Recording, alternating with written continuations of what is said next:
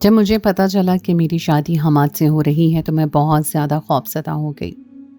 اس انسان کے بارے میں نے بہت بری باتیں سن رکھی تھیں، جن میں سے ایک قابل ذکر بات یہ تھی کہ یہ اپنی ماں کے ساتھ بہت ظلم کرتا تھا۔ یہ ایک انتہا پسند انسان تھا، چاہے محبت ہو نفرت ہو، یہ ہر حد پار کر جاتا تھا، اور مجھے اس طرح کے انسانوں سے شروع سے ہی بہت خوف محسوس ہوتا تھا۔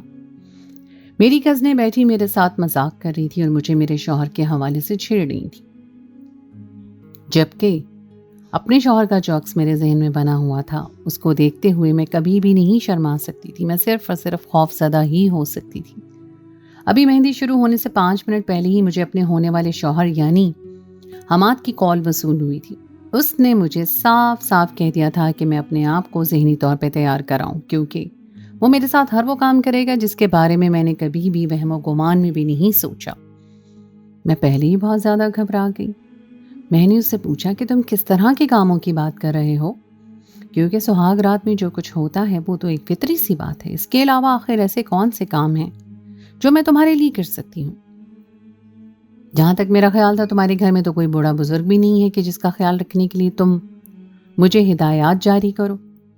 وہ پراسرار انداز میں مسکرانے لگا، اور اس کے بعد اس نے مجھے ایک ویب سائٹ کا بتایا اور کہا کہ اس میں جا کر دیکھ لینا، تمہارے اوپر سارے راز آشکار ہو جائیں گے۔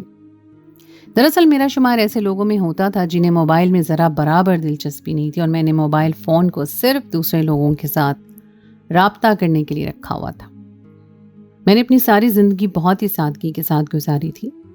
ایسا نہیں تھا کہ میں ایک بہت ہی غریب خاندان سے تعلق رکھتی تھی۔ اللہ تعالیٰ کا ہم لوگوں پہ بہت کرم تھا۔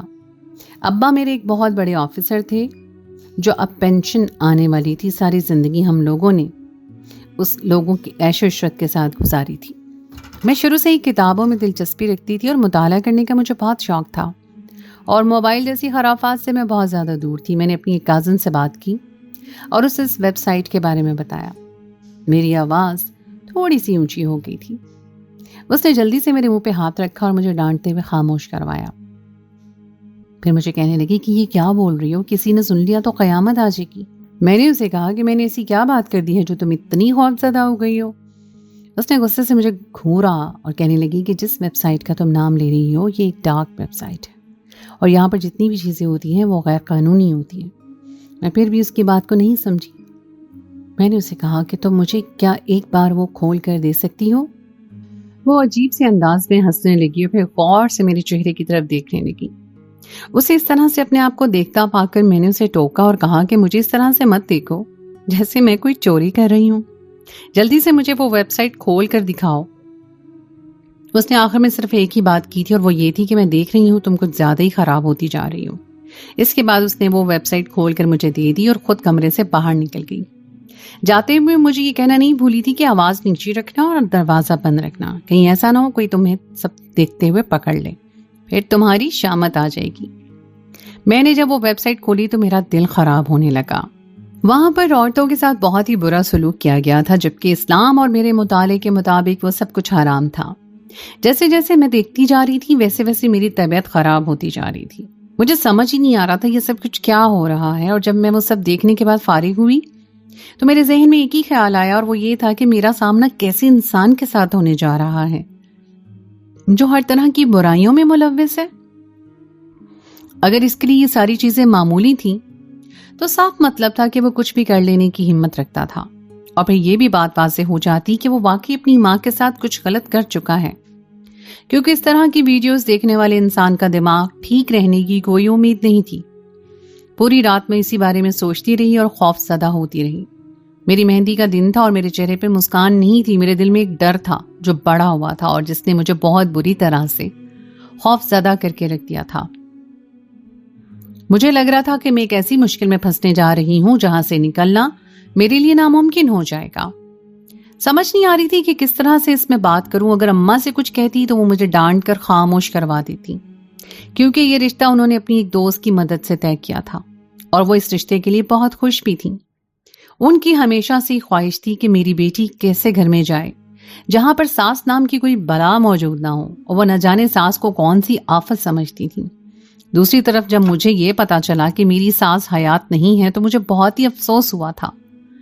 مجھے کوئی بہت کام والی لڑکی نہیں تھی، نہ ہی میرے پاس کوئی بہت زیادہ تجربہ تھا۔ مجھے پتا تھا کہ شادی کے بعد زندگی گزارنے کے لیے بہو کو ہر جگہ پر ساس کی ہدایات کی ضرورت ہوتی ہے، اور جو عورتیں اس کو سردرد سمجھتی ہیں ان عورتوں سے بڑا بے وقوف کوئی ہے ہی نہیں۔ میں عروسی جوڑے میں ملبوس شیشے میں اپنے نفس کو دیکھ رہی تھی اور ابھی تک میری بارات نہیں آئی تھی۔ میں اس وقت ڈریسنگ روم میں بالکل اکیلی تھی جب میری وہی کزن کمرے کے اندر داخل ہوئی جس نے مجھے ویب سائٹ کھول کر دی تھی۔ وہ میرے قریب آ کر کھڑی ہو گئی۔ اس نے میرے کندھے پہ ہاتھ رکھا اور پھر میرے کانوں میں سرگوشی کرتے ہوئے کہنے لگی، کیا وہ ویب سائٹ تمہیں تمہارے شوہر نے دیکھنے کے لیے کہی تھی؟ اس کی بات سن کر میرا دل تیزی سے دھڑکنے لگا اور میرا چہرہ بھی یکدم لال ہو گیا۔ اس سے پہلے کہ میں کوئی جھوٹ بولتی، اس نے شیشے میں نظر آنے والے میرے عکس کی طرف اشارہ کیا اور مجھے کہنے لگی، دیکھو تمہارے چہرے کے تاثرات ابھی سے ہی تبدیل ہو گئے ہیں، اسی وجہ سے تم میرے ساتھ کسی بھی قسم کی کوئی گیم نہیں کھیل سکتی۔ مجھے سچ سچ بتاؤ، کیا یہ سب کچھ تمہیں اس نے دیکھنے کے لیے کہا تھا؟ نہ چاہتے ہوئے بھی میں نے زور سے سر میں ہلا دیا۔ اس نے ایک گہری سانس لی اور میرے کندھے پہ ہاتھ رکھتے ہوئے کہنے لگی کہ میں جانتی ہوں یہ بات قبول کرنا تمہارے لیے ناممکن ہے، لیکن تمہیں یہ سب کچھ کرنا ہوگا اگر تم چاہتی ہو کہ تمہاری زندگی سکون سے گزرے اور اس میں کسی بھی قسم کی کوئی خرابی نہ ہو، اور تمہیں آخر میں ایک نفسیاتی مریضہ نہیں بننا، تو ابھی اور اسی وقت اس انسان سے شادی کرنے سے انکار کر دو، کیونکہ وہ انسان بہت ہی ظالم ہے۔ وہ ایک وحشی درندہ ہے جو عورتوں کو پلاسٹک کی گڑیا سمجھتا ہے۔ وہ سوچتا ہے کہ اس میں جذبات اور احساسات نام کی چیز ہی نہیں ہے۔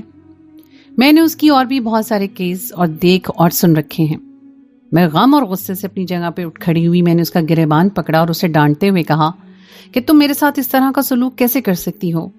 اگر تمہیں اس کے کرتوتوں کے بارے میں پہلے سے ہی معلوم تھا تو پھر تم نے میری اماں کو اس وقت کیوں نہیں بتایا؟ وہ مجھ سے نظریں چرانے لگی اور مجھے کہنے لگی کہ میں نے تو سب کچھ کنفرم نہیں کیا تھا۔ میں نے غصے سے اس کے چہرے کی طرف دیکھا، پھر مجھے ابھی بھی کنفرم کرنے کی ضرورت نہیں تھی کیونکہ ابھی میری شادی ہونے والی ہے اور میں انکار کر کے اپنے گھر والوں کی عزت کو خاک میں نہیں ملا سکتی۔ ابھی میرے ساتھ جو کچھ بھی ہوگا اسے میں نے اپنی قسمت کا لکھا مان کر قبول کر لیا ہے۔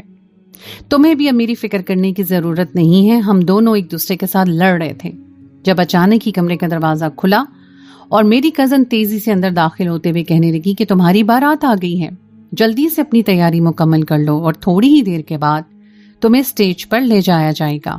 اس کے بعد وہ دوبارہ سے میرا میک اپ سیٹ کرنے لگی اور اچانک ہی اس نے مجھے کہا کہ اپنے چہرے پہ مسکراہٹ لے کر آؤ، معلوم ہی نہیں ہو رہا کہ تم اس شادی سے خوش ہو۔ اب میں اسے کیا بتاتی کہ غم اور غصے نے میری خوشی پہ غلبہ پا لیا ہے؟ اب میں چاہ کر بھی مسکرا نہیں سکتی۔ جب تک میں اس کے ساتھ اسٹیج پر بیٹھی رہی تب تک اس کے ہاتھوں کی حرکت مجھے اپنے ہاتھوں پہ محسوس ہوتی رہی۔ وہ عجیب سے انداز میں میرے ہاتھوں کو مسل رہا تھا اور مجھے شدید بے چینی کا احساس ہو رہا تھا۔ زیادہ غصہ مجھے اس لیے آ رہا تھا کیونکہ ابھی تک ہم دونوں کا نکاح نہیں ہوا تھا اور میری ماں نے مجھے اس کے پہلو میں جا کر بٹھا دیا تھا۔ تھوڑی دیر کے بعد جب مولوی آیا اور اس نے میرا نکاح پڑھایا تو میں تھوڑی سی سکون میں آئی، لیکن ابھی تک وہ بے چینی غائب نہیں ہوئی تھی۔ میرے چہرے کے بدلتے ہوئے تاثرات کو دیکھ کے وہ مسکرانے لگا اور کہنے لگا، کیا تمہیں بہت زیادہ بے چینی محسوس ہو رہی ہے؟ اس کی بات سن کر نہ چاہتے ہوئے بھی میں انہیں ہاں میں سر ہلا چکی۔ اب میں اسے کیا بتاتی کہ وہ میری زندگی میں آنے والا پہلا مرد تھا اور وہی وہ شخص تھا جس نے پہلی بار مجھے چھوا تھا۔ آج سے پہلے کسی مرد کو بھی میں نے یہ اجازت نہیں دی تھی کہ وہ مجھے ہاتھ لگائے اور نہ ہی کسی کی آنکھوں میں آنکھیں ڈال کر میں نے بات کی تھی۔ اس کے بعد وہ میری طرف جھکا اور میرے کانوں میں سرگوشی کرتے ہوئے کہنے لگا کہ رات کو تمہارے ساتھ وہ کام کرنے ہیں کہ جس سے نہ صرف تمہاری بے چینی دور ہو جائے گی بلکہ اس کے ساتھ ساتھ تمہارے دل میں میری محبت بھی بڑھ جائے گی اور تم مجھے دنیا کا سب سے بہترین شوہر اور خود کو دنیا کی سب سے خوش قسمت ترین عورت تصور کرنے لگو گی۔ پھر اس نے مجھ سے دوبارہ سے پوچھا، کیا تم نے وہ ویب سائٹ دیکھی تھی جو میں نے تمہیں کہی تھی؟ میں نہ چاہتے ہوئے بھی انکار نہیں کر سکی اور میں نے زور زور سے ہاں میں سر ہلا دیا۔ اس پر اس نے کچھ بھی نہیں کہا اور سیدھا ہو کر بیٹھ گیا، اور میرے دل میں جو ایک پھانس تھی وہ مجھے چین کا خوف نہیں لینے دے رہی تھی، کیونکہ ابھی باہر نکلتے ہوئے میری کزن نے مجھے یہ بھی بتایا تھا کہ اس نے اپنی ماں کے ساتھ زنا کیا ہے اور سب لوگ یہی کہتے ہیں کہ اس گندی ویب سائٹ پر ویڈیوز دیکھنے کی وجہ سے اس کا دماغ خراب ہو گیا تھا اور اسی وجہ سے اس نے اپنی ماں کو بھی نہیں چھوڑا اور اس کے ساتھ بھی وہ کام کر دیا کہ جسے کرنے کے بعد انسان سوچ بھی نہیں سکتا، اس کا دل و دماغ راضی ہی نہیں ہوتا۔ उसने मुझे कहा था कि तुम बहुत ज्यादा मोहतात रहना और खुद को उसके चुंगल से बचा के रखना। अगर तुम्हें कभी ये महसूस हो कि ये तुम्हारे साथ कुछ गलत करने जा रहा है तो उसी वक्त ही वहां से भागने की कोशिश करना। मुझे अपनी कजन पर बहुत गुस्सा आ रहा था क्योंकि अभी वो मुझे हिदायत जारी कर रही थी। जब घर वालों को बताने की बारी थी और जब उस शख्स के में पता लगाने की बारी थी तो सब लोगों ने चूड़ियां पहन रखी थी। न जाने क्यों मैं सिर्फ उन्हें तजुर्बा करने के लिए मिली हुई थी। जब भी कोई नया काम करना होता था उन्हें मेरी ही जात मिलती थी और जब तक मैं उसके साथ बैठी रही तब तक उसका हाथ मेरे जिस्म के निचले हिस्से की तरफ हरकत करता रहा। वो जरा भी शर्म महसूस नहीं कर रहा था कि इस वक्त हम स्टेज पर बैठे हुए हैं और सामने हजारों की तादाद में लोग मौजूद हैं। अगर किसी ने उसे ये सब करते हुए पकड़ लिया तो उसका सब लोगों पर क्या तासुर जाएगा। इससे भी जरा भी इंतजार नहीं हो रहा था। यूं लग रहा था जैसे वो बरसों का तरसा हुआ है और मुझे इस तरह के लोगों से बहुत शदीद नफरत थी। मैं उन्हें खिसक कर साइड पर होने की कोशिश की तो उसने एक झटके से दोबारा से मुझे अपने साथ बिठा लिया। अब मैं कुछ ज्यादा ही उसके साथ चिपक गई थी। वो मुझे डांटते हुए कहने लगा कि मुझे फिलहाल सब्र नहीं हो रहा। अपनी तस्कीन करने के लिए मैं जो कर रहा हूं मुझे वो करने दो, क्योंकि अगर तुमने मुझे ये सब करने की इजाजत ना दी तो अभी तुम्हें उठाकर अपने घर ले जाऊंगा और मैं किसी का भी लिहाज नहीं करूंगा। फिर उसने इंतहाई बेहजारियत से कहा कि मुझे इस तरह के फंक्शंस बहुत जहर लगते हैं। न जाने इनमें ऐसा क्या होता है जो ये लोग घंटों घंटों दूल्हा दुल्हन को एक साथ बिठाए रखते हैं। निकाह हो गया है, बस हमें छोड़ दें और हमें जाने दें। उसकी बेचैनी साफ बता रही थी कि वो बहुत कुछ करने का इरादा रखता है और ये सारी चीजें मुझे बहुत ज्यादा खौफजदा कर रही थी। तकरीबन 2 घंटों के बाद मेरी रुखसती का शोर उठा और फिर उसके साथ ही उसका हाथ अभी हरकत करना रुक गया। उसने मुस्कुराते हुए मेरे चेहरे की तरफ देखा और मेरे गाल पर उंगली रखते हुए कहा कि फिलहाल हाथ की हरकत से खुद को मैंने तकसीन पहुंचा ली है, लेकिन रात के वक्त बहुत सारी और चीजों को अमल में लाना है और मुझे यकीन है कि इस मामले में तुम मेरा हर तरह से साथ दोगी। न जाने क्यों मुझे लग रहा था कि वो जानबूझकर मुझे इस तरह की बातें कर रहा है ताकि वो मुझे बेचैन करके खुद को खुशी पहुंचा सके, और वो अपने इस मकसद में किसी हद तक कामयाब भी हो रहा था। फिर वो दोबारा से मेरे कान की तरफ झुका और मुझे बोला कि मैं जानता हूं कि तुम इस वक्त मेरे पालने के लिए मचल रही हो और मेरी कुर्बत हासिल करने के लिए मरे चली जा रही हो, लेकिन तुम्हें इंतजार करना होगा। मुझे वो एक शिद्दत पसंद इंसान लग रहा था जिसे औरत को बेबस करना अच्छा लगता था और जिस औरत को तकलीफ पहुंचाना पसंद था। अगर वो मेरे साथ वो सब कुछ ना करता तो शायद इस वक्त मेरी हालत बिल्कुल नॉर्मल होती, लेकिन अब मुझे अपने पूरे जिस्म में कीड़े रेंगते हुए महसूस हो रहे थे। मेरा बस नहीं चल रहा था कि मैं किसी तरह से उस कमरे में पहुंच जाऊं और उस शख्स की कुर्बत को हासिल कर लूं। थोड़ी देर पहले जो शख्स मुझे शदीद जहर लग रहा था, जिससे मुझे शदीद नफरत का एहसास हो रहा था, अब उस शख्स की इन्हीं हरकतों की वजह से मुझे उस शख्स की तलब होने लगी थी और वो शख्स मुझे जिंदगी और मौत जैसा लग रहा था कि अगर ये मुझे मिल गया तो मुझे जिंदगी मिल जाएगी और अगर ये मुझे ना मिला तो शायद मैं खत्म हो जाऊंगी। सही बात है कि नफसानी ख्वाहिशात को अंधा कर देती हैं और पागल बना देती हैं, और मेरे साथ भी अभी इसी तरह की सूरत हाल थी। बिलाशुबा मैं कोई नाजायज ख्वाहिश नहीं करी थी, लेकिन जो कुछ मेरे शौहर ने मेरे साथ किया था उसके बाद ये ख्वाहिश मुझे बहुत जलील कर रही थी और मुझे लग रहा था कि मैं उसके सामने उसकी कुर्बत की भीख मांग रही हूँ। काफी देर के बाद मैं उसके घर पहुंच गई, जहां पर उसकी कुछ रिश्तेदार खवातीन बैठी हुई थी। उनको वो बहुत ही गुस्से से देख रहा था और सबसे पहले वो अपनी फुफ्फो जान के पास गया और उन्हें कहने लगा कि फुफ्फो जान, मैंने आपको पहले भी कहा था कि मैं अपने घर में इस तरह की रस्में नहीं चाहता, क्योंकि मुझे ये सब कुछ बिल्कुल भी पसंद नहीं है। दूसरी तरफ उसकी फुफ्फो उसकी कोई भी बात सुनने के लिए तैयार नहीं थी। उसे गुस्से से कहने लगी कि मैंने तुमसे तुम्हारी मर्जी के बारे में नहीं पूछा, मैं तुम्हें सिर्फ और सिर्फ ये बता रही हूं कि तुम्हारी बेगम के साथ हम कुछ रस्में करेंगे और ये हमारी खानदानी रस्में हैं। तुम्हें हर हाल में हमारा साथ देना होगा। अगर तुम्हें ये मंजूर नहीं है तब भी तुम्हारी बात नहीं मानी जाएगी। तुम फिलहाल जाओ और अपने दोस्तों के पास जाकर बैठो। अभी तो शाम के 4 बज रहे हैं, तुम 4 बजे ही उससे अपने कमरे में ले जाओगे और सुहागरात मनाना शुरू कर दोगे। कम से कम रात का तो इंतजार कर लो। उसकी फुफ्फो हद से ज्यादा मुंह फट थी और उनके बात करने के अंदाज से साफ नजर आ रहा था कि वो कुछ भी सोचे समझे बगैर बोल देती हैं। अपनी बातों से वो खुद तो शर्मिंदा नहीं हुई थी, लेकिन मैं शर्म से पानी पानी हो गई थी और मेरा शौहर भी ना चाहते हुए वहां से निकल गया और फिर मेरे साथ रस्में होना शुरू हो गई। वो बहुत ही अजीबोगरीब रस्में थी। तकरीबन शाम के 8 बजे जाकर फारिग हुई। फिर वो मुझे कमरे में लेकर गई। एक कज़न मेरे साथ रुक गई थी। وہ میرے قریب ہی بستر پر بیٹھی تھی اور اس کی نظریں میرے وجود پہ گڑی ہوئی تھیں. وہ جو اس کے دیکھنے کا انداز بہت زیادہ ڈرا رہا تھا. میں نے اسے کہا کیا ہو گیا ہے, تم مجھے اس طرح سے کیوں دیکھ رہی ہو؟ وہ مجھے کہنے لگی کہ میں تمہارا نازک سراپا دیکھ کر اندازہ لگانے کی کوشش کر رہی ہوں. کیا تم اس انسان کی شدتوں کو برداشت کر پاؤ گی؟ اس کی بات سن کر میرا چہرہ غصے سے لال ہو گیا. میں نے بڑی مشکل سے اپنے آپ کو قابو میں کیا. میں نے اسے کہا کہ تمہیں اس بات سے مسئلہ نہیں ہونا چاہیے. یہ میرا اور میرے شوہر کا معاملہ ہے. وہ میرے ساتھ جیسا بھی سلوک کرے تم میں سے کوئی غرض نہیں. وہ ہنسنے لگی اور کہنے لگی کہ ایک زمانے میں میرا بھی تمہارے شوہر کے ساتھ تعلق رہ چکا ہے. بس اسی حوالے سے ہی میں دیکھ رہی تھی, کیونکہ میں نے تو اس کی شدتوں پر قابو پا لیا تھا. پتہ نہیں تمہارا کیا بنے گا. اس کی جب میں نے یہ بات سنی تو مجھے لگا کہ میرے قدموں کے نیچے سے زمین نکل گئی ہے. میں بے یقینی سے اس کے چہرے کی طرف دیکھنے لگی. مجھے حیران دیکھ کے وہ ہنسنے لگی اور کہنے لگی کیا ہو گیا ہے تمہیں؟ یوں میری طرف کیوں دیکھ رہی ہو؟ لگتا ہے کہ میں نے کچھ غلط کہہ دیا ہے. وہ حد سے زیادہ ذلیل معلوم ہو رہی تھی. جس نے میرے سامنے میرے شوہر کے کردار کی دھجیاں اڑا کے رکھ دی تھی اور اب بہت ہی نارمل انداز میں مجھ سے پوچھ رہی تھی کہ کیا اس نے کچھ غلط کہہ دیا ہے. میں نے اسے کہا کہ تم جھوٹ بول رہی ہو. میرا شوہر ایسا نہیں ہے. وہ کسی بھی عورت کے ساتھ بغیر کسی مضبوط تعلق کے کوئی بھی رشتہ نہیں بنا سکتا. وہ کہنے لگی کہ تمہارا شوہر حد سے زیادہ گرا ہوا انسان ہے, جو نہ صرف عورتوں کے ساتھ رشتہ بناتا ہے بلکہ جن کے ساتھ اس کا پاکیزہ رشتہ ہوتا ہے اس رشتے کو بھی وہ ناپاک بنا دیتا ہے. اب تم دیکھو کہ وہ تمہارے ساتھ کیسی کیسی حرکتیں کرے گا. پھر وہ مجھے کہنے لگی کہ اس نے مجھ سے یہ سب کچھ ناجائز طریقے سے نہیں کیا تھا, بلکہ اس نے مجھ سے بھی نکاح کیا تھا اور پہلی ہی رات اس نے مجھے وہ سب کچھ دکھایا تھا جس کے بارے میں کوئی عورت گمان بھی نہیں کر سکتی. چلو میری تو خیر ہی تھی, میں تو بچپن سے ہی اس کے گندے کاموں میں ملوث تھی. میری ماں نے مجھ پر کبھی توجہ ہی نہیں دی تھی. اس نے مجھے پیسوں کی مشین سمجھ لیا تھا اور مجھ سے اس طرح کے کام کروا کے لوگوں سے پیسے وصول کرتی تھی. تم اپنے بارے میں سوچو کہ تمہارا کیا حال ہوگا.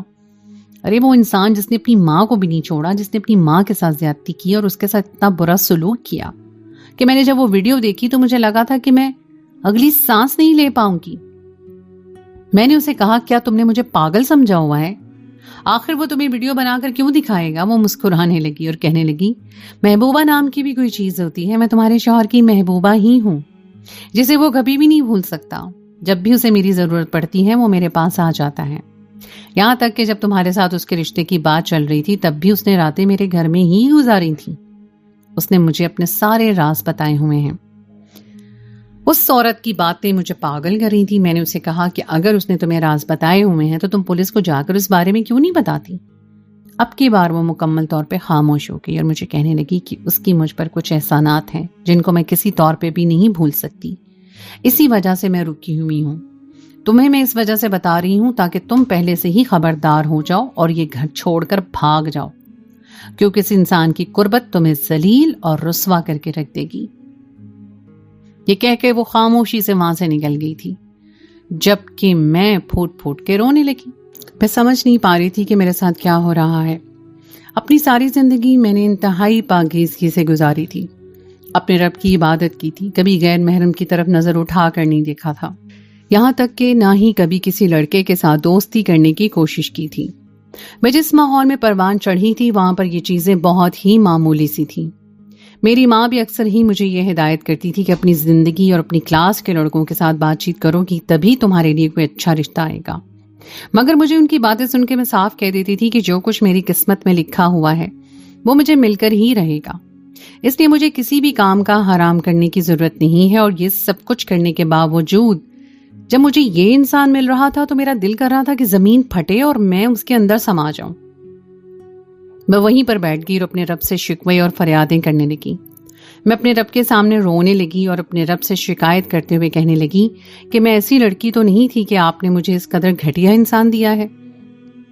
میں اس انسان کے ساتھ کیسے زندگی بسر کروں گی جس کے بارے میں سوچ کر ہی مجھے کراہیت محسوس ہوتی ہے, جس کے بارے میں نے اس قدر باتیں سن لی ہیں کہ میں ساری عمر اس کی قدر اور عزت نہیں کر پاؤں گی. اور اگر اس نے آج رات میرے ساتھ بھی وہ سب کچھ کیا جو واقعی عورتوں کے ساتھ وہ کر چکا ہے تو پھر میری اپنی ہی نظروں میں وہ کیا عزت رہ جائے گی. میں نے ہمیشہ سے اپنے لیے کسی شوہر کا خواب دیکھ رکھا تھا کہ جس کے پاس اگر کوئی غیر عورت آئے تو وہ خدا کی پناہ مانگے اور اپنے نامحرم کے علاوہ کسی اور کی طرف نظر اٹھا کر بھی نہ دیکھے.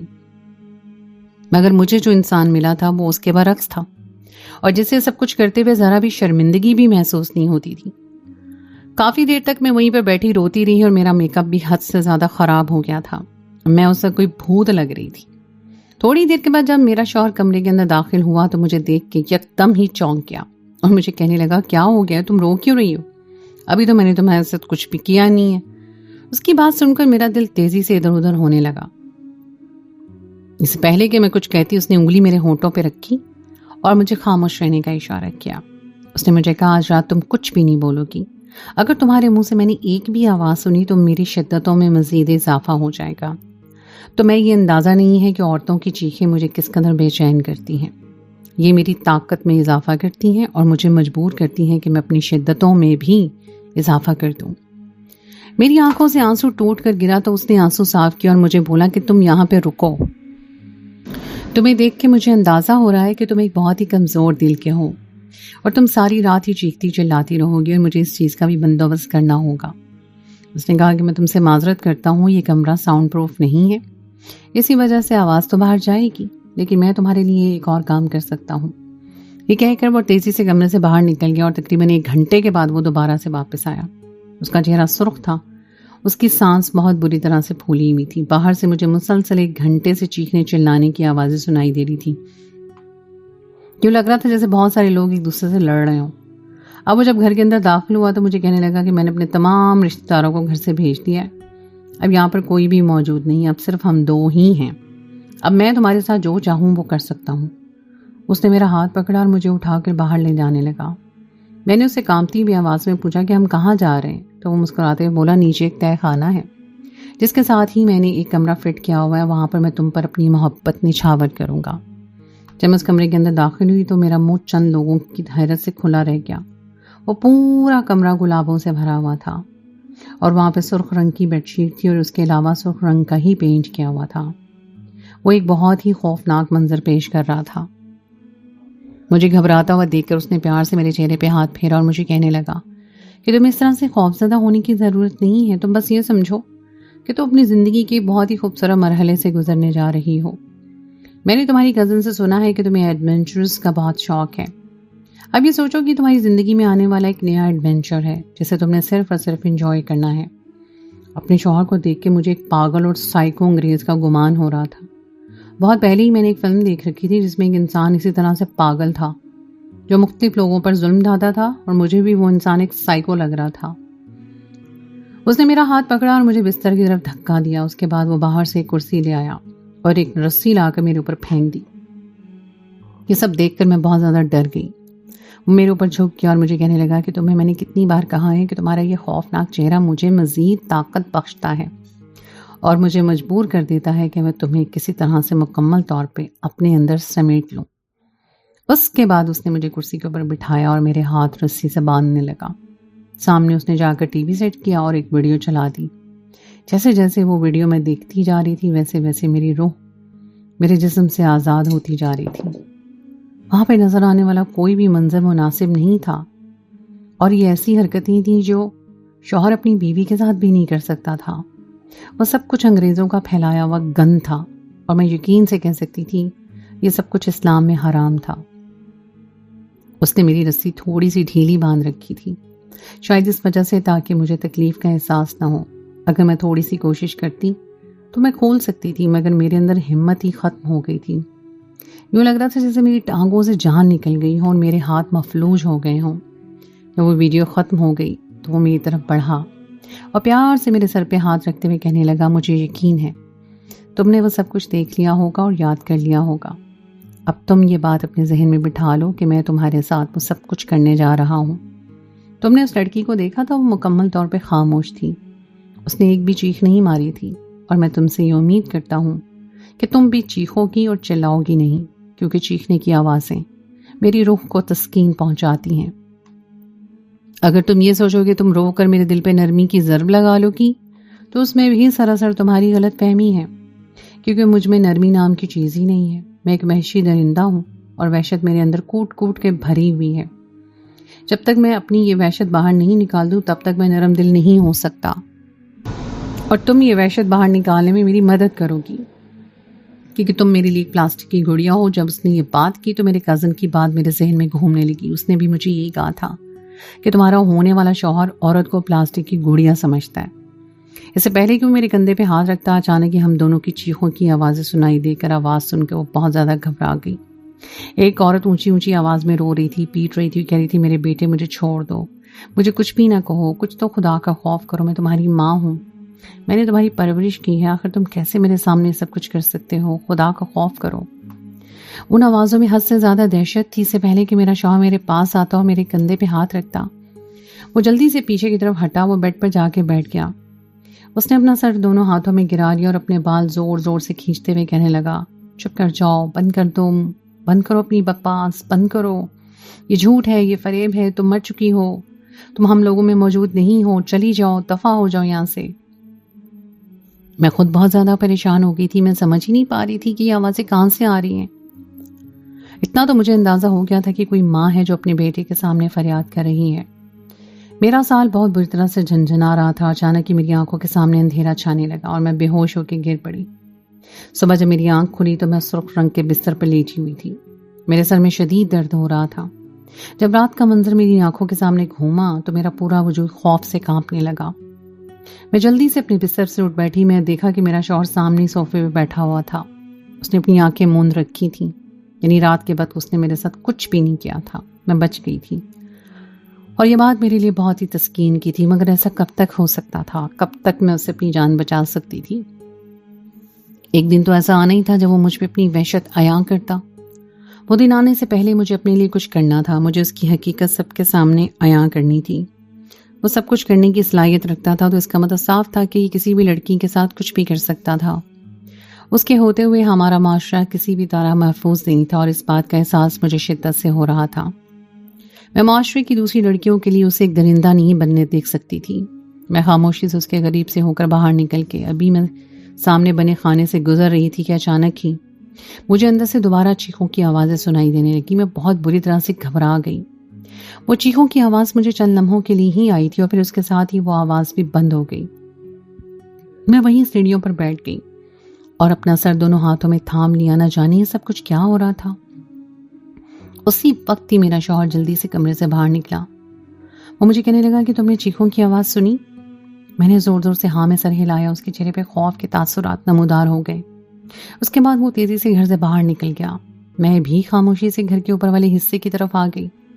مجھے بعد میں اپنی امی سے پتا چلا کہ میرا ولیمہ کینسل ہو گیا ہے اور میرا شوہر ولیمہ کرنے کا کوئی موڈ نہیں رکھتا۔ اس پر وہ بہت زیادہ ناراض ہو رہی تھی۔ میں نے اس بات میں زیادہ دلچسپی نہیں لی کیونکہ ابھی میرے لیے جاننا ضروری تھا کہ اس کمرے میں کیا ہے۔ رات کے وقت میں اپنے کمرے میں سونے کے لیے لیٹی ہوئی تھی جب میرا شوہر دوبارہ سے کمرے کے اندر داخل ہوا۔ اس کی حالت اچھی خاصی بری ہو گئی تھی۔ وہ غصے سے میری طرف دیکھ رہا تھا اور مجھے کہنے لگا، یہ سب کچھ تمہاری وجہ سے ہو رہا ہے، جب سے تم اس گھر میں آئی ہو اب سب کچھ خراب ہو گیا ہے۔ اس سے پہلے میں بہت اچھی زندگی گزار رہا تھا۔ اس سے پہلے وہ دوبارہ میرے پاس آتا اور میرے ساتھ کچھ بھی غلط کرنے کی کوشش کرتا، ہمیں دوبارہ سے چیخوں کی آواز سنائی دینے لگی۔ اس بار میں بہت زیادہ خوفزدہ ہو گئی تھی کیونکہ چیخوں کی آواز بہت ہی اونچی تھی۔ یہ آواز نیچے بنے ہوئے تہہ خانے سے آ رہی تھی۔ میں نے غصے سے اس کی طرف دیکھا، میں نے اس کا گریبان پکڑ لیا۔ میں نہیں جانتی تھی کہ مجھ میں اتنی ہمت کہاں سے آئی۔ میں نے اسے جھنجھوڑا اور اس سے پوچھا کہ یہ سب کچھ کیا ہے، نیچے سے کس کی چیخوں کی آوازیں سنائی دے رہی ہیں۔ وہ بھی حد سے زیادہ پاگل ہو گیا تھا۔ اس کے بستر میں شدید درد ہونے لگا۔ وہ غصے سے بولا کہ وہ میری ماں کی چیخوں کی آواز ہے، وہ چلا رہی ہے۔ اس کے ساتھ میں نے زیادتی کی تھی اور پھر میں نے انہیں ہی زندہ قبر کے اندر دفن کر دیا، مگر ایسا نہیں ہو سکتا، وہ زندہ نہیں ہو سکتی، وہ مر چکی ہے اور اب یہ سب کچھ میرا وہم ہے۔ یہ کہہ کے وہ زور زور سے چلانے لگا اور پھر پھوٹ پھوٹ کے رونے لگا۔ اس کی بات سن کے مجھے لگا تھا کہ ساتوں آسمان میرے سر کے اوپر آ کے گر گئے ہیں۔ جس پر میں شک کری تھی وہ بات سچ ثابت ہو گئی تھی اور یہ سب کچھ قبول کرنا میرے لیے مشکل ہی نہیں، ناممکن تھا۔ میں نے اپنا سر دوبارہ ہاتھوں میں گرا دیا۔ تھوڑی دیر کے بعد جب وہ نارمل ہوا تب میں نے اسے پوچھا کہ تم نے یہ سب کچھ کیوں کیا تھا؟ شاید وہ اس وقت بات کرنے کے موڈ میں تھا اور بہت ٹوٹا ہوا تھا، اسی وجہ سے اس نے مجھے بتانا شروع کر دیا۔ اس نے مجھے کہا کہ جب میں 15 سال کا تھا تب میری دوستی ایک ایسے لڑکے کے ساتھ ہو گئی جو حد سے زیادہ ذلیل انسان تھا اور جسے عورتوں کی عزت کرنا آتی نہیں تھی۔ اس کی نہ تو ماں تھی اور نہ ہی بہن تھی اور وہ باقی عورتوں کو پلاسٹک کی گڑیا سمجھتا تھا۔ میں اسے سمجھاتا رہتا تھا، لیکن پھر ایک دن ایسا ہوا کہ میں اس کی باتوں میں آ گیا۔ آخر کب تک انسان کسی چیز سے انکار کرے؟ وہ مجھے ایک لڑکی کے پاس لے گیا اور مجھے کہنے لگا، یہ لڑکی تمہارے حوالے ہے، میں دیکھنا چاہتا ہوں کہ تم اس کے ساتھ کیا کر سکتے ہو۔ میں نے خوفزدہ ہو کر اس کی طرف دیکھا اور اسے کہا کہ میں اس کے ساتھ کچھ بھی نہیں کر سکتا۔ وہ مجھے کہنے لگا، رکو میں تمہیں ایک ویب سائٹ دکھاتا ہوں۔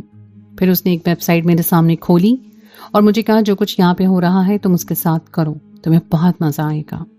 اس دن میں بہت زیادہ ڈرا ہوا تھا اور ڈرتے ڈرتے میں نے اس کے ساتھ سب کچھ کیا، لیکن بعد میں مجھے جا کے اندازہ ہوا کہ یہ تو بہت ہی مزے کا کام ہے، اور پھر تو مجھے سب کی لت پڑ گئی تھی۔ وہ پتہ نہیں کہاں سے لڑکیاں پکڑ کے لاتا تھا اور پھر ہم دونوں مل کے غلط کام کرتے تھے۔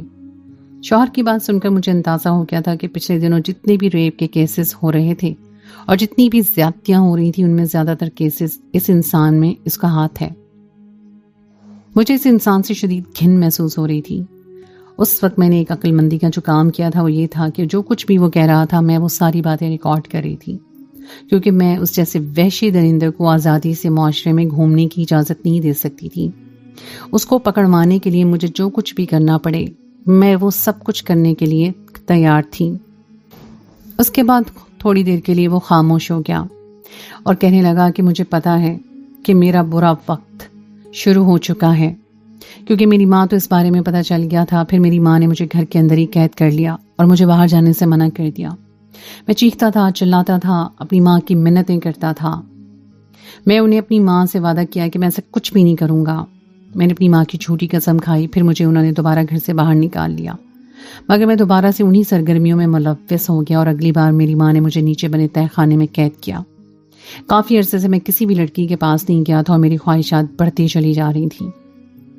میں اس وقت ایک شیطان بن گیا تھا اور مجھے لگ رہا تھا اگر مجھے کوئی عورت نہ ملی تو میں پاگل ہو جاؤں گا۔ مجھے اتنی بری لت لگ گئی تھی کہ میرا خوف خدا ہی ختم ہو گیا تھا۔ میری ماں ایک بہت ہی نیک عورت تھی جو ہر وقت کی تسبیح اور قرآن میں مصروف رہتی تھی۔ وہ مجھے دعائیں پڑھ کے پھونکتی رہتی تھی، لیکن میرے دل میں جو کالک لگی ہوئی تھی وہ اتنی آسانی سے اترنے والی نہیں تھی۔ اور پھر اس دن میں نے اپنی ماں کے ساتھ بھی وہی سب کچھ کر دیا جس کے بارے میں کوئی بھی انسان گمان نہیں کر سکتا۔ اپنی ماں کی میں نے نیچے قبر بنا دی اور اسے زندہ دفن کر دیا۔ اپنی ماں کی چیخیں مجھے اکثر ہی رات کو سونے نہیں دیتی تھی، مگر جب سے تم اس گھر میں آئی ہو تب سے اب تمہیں وہ چیخیں سنائی دینے لگی ہیں۔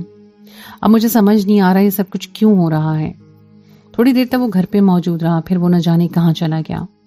میں نے نیچے جا کر تہہ خانے میں دیکھا تو وہاں پہ باقی ایک قبر موجود تھی، اور اس قبر کو دیکھ کر میرے دل میں وحشت بھی بھر گئی۔ ایک عجیب سا خوف تھا جو میرے پورے جسم میں طاری ہو گیا تھا۔ میں سمجھ نہیں پا رہی تھی کہ ایسا کیوں ہو رہا ہے۔ اس کے بعد میں اس کی ماں کے کمرے میں گئی۔ وہاں پہ مختلف کتابیں پڑھی ہوئی تھیں جن میں زیادہ تر اسلامی کتابیں تھیں۔ اس کے علاوہ وہاں پہ قرآن اور تسبیح بھی پڑھی ہوئی تھی۔ اس کی ماں واقعی بہت نیک عورت تھی، مگر اس ظالم نے نہ صرف اپنے ماں کے ساتھ بہت ظلم کیا، اس کے ساتھ اپنی ماں کو بھی نہیں چھوڑا۔ نہ جانے کہ مجھے لگ رہا تھا کہ وہ چیخیں اس وجہ سے ہیں تاکہ ہم اس کی ماں کو قبر سے باہر نکال کر اس کا نماز جنازہ ادا کر سکیں۔ وہ ایک نیک عورت تھی اور اس کی نماز جنازہ نہیں ہوئی تھی۔ اسی وجہ سے شاید ہمیں اشارے مل رہے تھے، کیونکہ اللہ تعالیٰ اپنے نیک لوگوں کو تنہا نہیں چھوڑتا اور ان کے ساتھ کسی بھی قسم کی زیادتی نہیں کرتا۔ رات کا وقت تھا، میں گھر میں اکیلی تھی، تب اچانک ہی مجھے اونچی اونچی چیخوں کی آواز سنائی دینے لگی۔ تھوڑی دیر کے بعد دروازے پہ دستک ہوئی۔ میں نے جا کے دروازہ کھولا تو محلے کی چند عورتیں وہ مجھے کہنے لگی کہ اندر سے سعدیہ بیگم کی چیخوں کی آوازیں سنائی دے رہی ہیں۔ میں نے راستہ چھوڑ دیا، انہیں گھر کے اندر لے آئی۔ پھر میں نے ایک لمحے کے لیے دیر کیے بغیر انہیں اپنے شوہر کی حقیقت کے بارے میں بتا دیا، کیونکہ اب میں یہ سب کچھ مزید نہیں چھپا سکتی تھی۔ محلے کے مرد حضرات بھی گھر کے اندر داخل ہو چکے تھے، سب نیچے بنے تہہ خانے میں جمع تھے۔ ان سب میں وہ قبر کھودنے کا ارادہ رکھتے تھے۔ سارے لوگ بہت زیادہ خوف زدہ تھے، اور تھوڑی ہی دیر کے بعد جب قبر کھودی گئی تو سب کچھ دیکھ کے حیران رہ گئے، کیونکہ اس نیک عورت کا وجود ویسے کا ویسا ہی پڑا ہوا تھا اور اسے کسی بھی کیڑے مکوڑے نے نہیں کھایا تھا۔ ان کی آنکھیں بند تھیں اور ان کے چہرے پہ نور تھا۔ پھر انہیں عزت کے ساتھ وہاں سے نکالا گیا اور انہیں غسل دے کر ان کا نماز جنازہ ادا کیا گیا۔ یہ منظر دیکھ کے سب لوگ بہت حیران ہو گئے۔ میں نے بھی خاموشی سے وہ گھر چھوڑ دیا اور اپنے گھر واپس چلی آئی۔ میں خدا کا لاکھ لاکھ شکر ادا کر رہی تھی، میں اس ظالم انسان کے شر سے بچ گئی، ورنہ اگر وہ میرے ساتھ بھی وہی سب کچھ کر دیتا تو شاید میں بھی ایک پاگل اور نفسیاتی عورت بن جاتی۔ وہ رات میری زندگی کی سب سے خوفناک رات تھی، جب میں پہلی بار اس انسان کے ساتھ میرا سامنا ہوا تھا اور انسان نے مجھے وہ ویڈیو دکھائی تھی۔ گھر آ کر میں نے اماں کو صاف صاف کہہ دیا تھا کہ دوبارہ میرے ساتھ اس طرح کی زیادتی کرنے کی کوشش مت کرنا۔ میری ماں اور میری کزنیں بھی اپنے کیے پہ بہت زیادہ شرمندہ تھیں، کیونکہ یہی وہ عورتیں تھیں جنہوں نے مجھے اس رشتے کے لیے سب سے زیادہ مجبور کیا تھا۔ جہاں تک میرے شوہر کا سوال تھا، وہ فرار ہو گیا تھا۔ میں جانتی تھی کہ وہ پاگل انسان ہے، وہ مر جائے گا لیکن یہ حرکتیں کبھی بھی نہیں چھوڑے گا۔ اس کی وہ ریکارڈنگ پولیس کے حوالے کر دی گئی تھی۔ تھوڑے عرصے کے بعد پولیس نے اسے پکڑ لیا اور پھر اسے جیل ہو گئی۔ اس کے لیے یہی ٹھیک تھا کہ وہ ساری عمر جیل میں جلتا رہے اور اپنے کیے پہ پچھتاتا رہے۔ مجھے یقین تھا کہ ایک دن اس کا ضمیر اسے ضرور ملامت کرے گا اور اس کے پاس پچھتاووں اور بے چینیوں کے علاوہ کچھ بھی نہیں بچے گا، اور ویسے بھی ایسے انسان کا انجام یہی ہوتا ہے۔